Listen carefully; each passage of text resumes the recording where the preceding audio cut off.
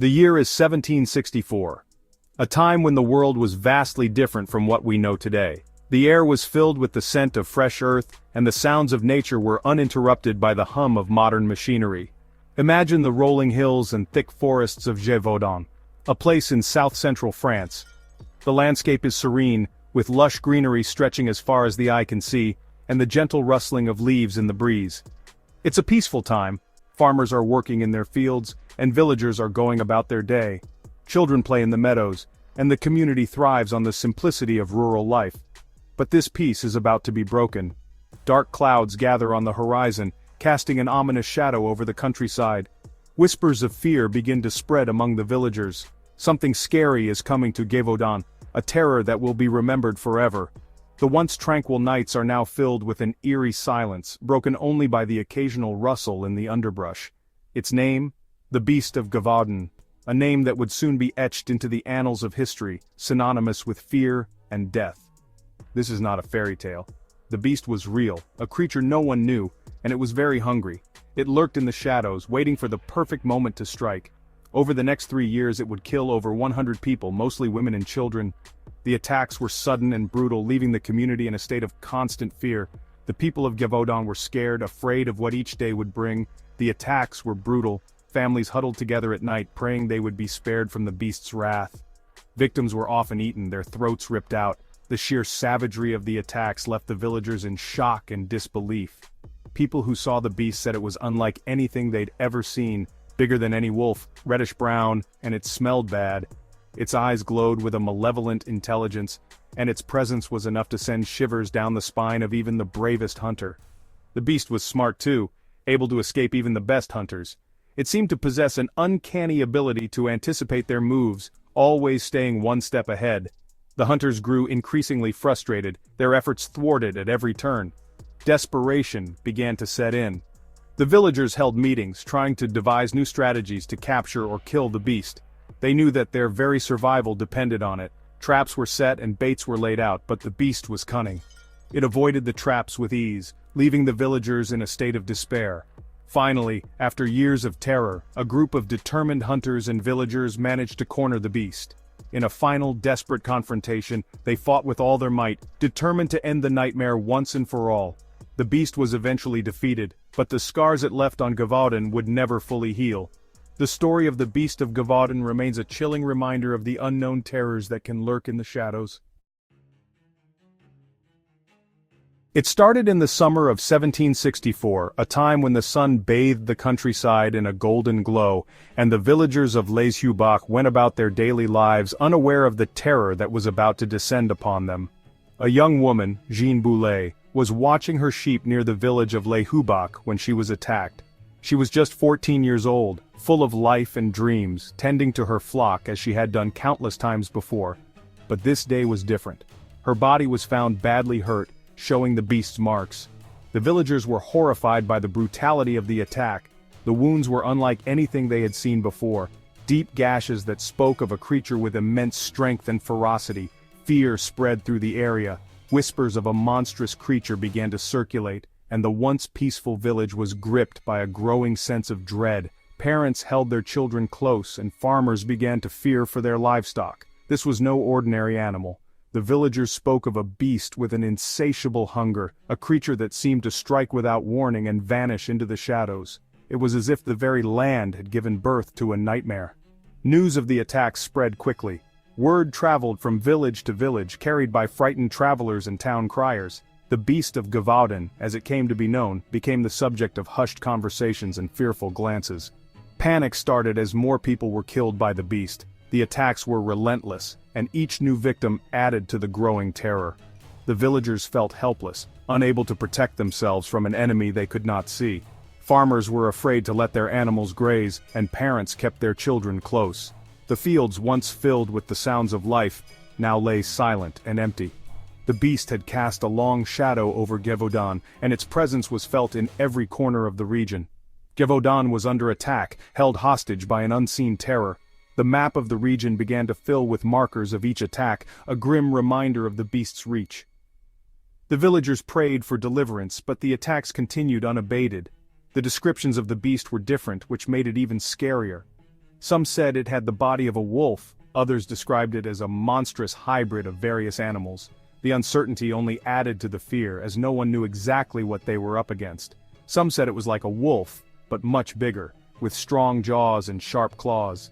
Its eyes were said to glow with a malevolent intelligence, and its howl sent shivers down the spines of those who heard it. Others said it was more like a bear, with thick fur and a humped back. It moved with a terrifying speed and agility, able to strike and disappear before anyone could react. The conflicting descriptions only deepened the mystery. Everyone agreed. It was unlike anything they'd seen before. The Beast of Gevaudan had become a legend, a symbol of fear and the unknown. The villagers could only hope that one day the nightmare would end and peace would return to their land. The killings continued, spreading fear and panic throughout the land. Villagers whispered about a monstrous creature lurking in the shadows, striking without warning. And King Louis XV heard about it. The news of the beast's attacks reached the royal court, and the king was deeply troubled. He knew that something had to be done to protect his people. He was worried about his people and angry at the beast, so he sent his best hunters to Gévaudan. The royal decree was clear: find and eliminate the beast at all costs. These men were the best hunters in the land, known for their tracking skills and how good they were at hunting dangerous animals. They had faced many threats before, but none as mysterious and deadly as this beast. Surely, they would stop the terror. With confidence and determination, they rode into the heart of the forest, ready to confront the unknown. The hunters arrived, ready to show their skills. They set up camp in the village, preparing their gear and strategizing their approach. The villagers watched with a mix of hope and fear, praying that these men would succeed. They searched the forest, set traps, and followed every clue. Day and night they scoured the land, determined to find the beast's lair. They examined tracks, analyzed patterns, and used every trick they knew. But the beast was always one step ahead, disappearing into the thick woods as if it could vanish whenever it wanted. It was as if the creature had an uncanny ability to evade capture, leaving the hunters frustrated and bewildered. Weeks turned into months, and the beast was still free. The seasons changed, and the hunters grew weary. Their once sharp eyes now showed signs of fatigue, and their spirits began to wane. The king, frustrated and angry, sent his own personal gun-bearer, François Antoine. He hoped that Antoine, with his reputation and skills, would finally bring an end to the beast's reign of terror. Antoine arrived with special hunting dogs, determined to succeed where others had failed. His arrival brought a renewed sense of hope to the villagers and the hunters alike. With his specialized equipment and loyal dogs, Antoine was ready to face the beast head-on. The people of Gévaudan were losing hope. The king's hunters couldn't catch the beast. Then, in June of 1767, a local farmer, Jean Chastel, came forward. Chastel was a strange man, a loner who lived near the forest. He said he had seen the beast and promised to kill it. With a gun loaded with silver bullets, Chastel went into the forest. What happened next is a mystery. Chastel said he saw the beast and shot it dead. When Chastel came back to the village with the body of a large wolf-like creature, everyone was relieved and happy.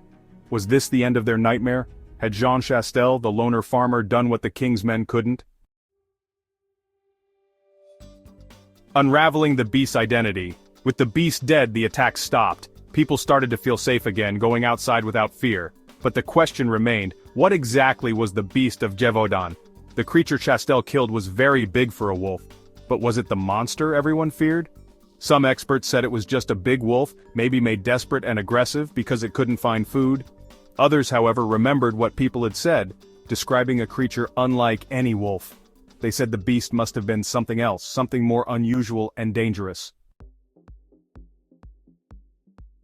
Section 6. The hyena hypothesis. An exotic predator?